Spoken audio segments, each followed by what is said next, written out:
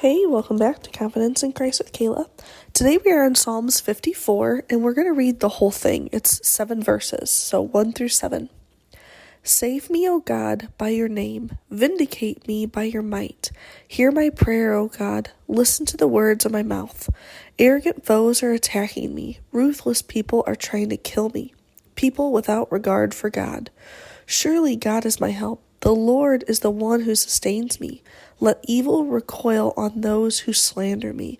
In your faithfulness, destroy them. I will sacrifice a freewill offering to you.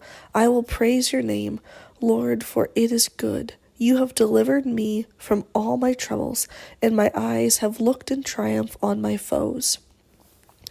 Now, this was written by David, and it is actually referencing the story that is in 1 Samuel 23.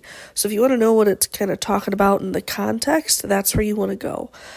But just real quickly, David had, he was running from Saul, who was trying to kill him, and he was hiding with these Ziphites, I think is how you say it.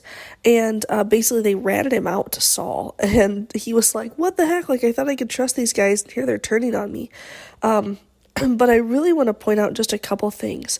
I went through and counted, and I circled in my Bible how many times David said me, my, or I in this psalm. It's 15. 15 times he makes it personal. It is not this like thrown up prayer to God that's real bland and general. This is really specific. And what I want to do with that is just challenge us to be specific when we talk to God, whether it's in poem form, song form, or just flat out on our face, laying on the floor, crying out to God. Make it personal. He knows those personal struggles. He knows what's happening inside of our hearts and our heads. So we might as well just flat out tell him what is going on and what we are searching for, why we need him so desperately, thanking him for what he's personally done for us. David kind of goes through all these different emotions in this psalm. He goes from like, save me to hear my prayers. And then he says, this is what's happening. Like he tells God, this is what I'm going through. Please step in and do something. And then at the end, he's like, you're good. I know you're good. And I'm going to make a sacrifice to honor you. And I love how David just kind of tells it like it is. He's real honest with God, and that's exactly what God longs for from us, is that personal one-on-one relationship. Now, one thing I also want to highlight is in verse 1, it says, save me, O God, by your name. And when I first read that, I was like, what does by your name mean?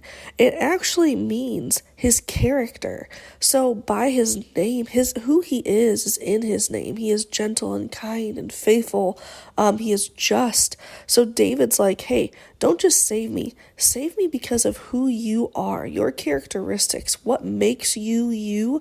That is how I want you to save me. Like, I know you can because of who you are, what is in your name.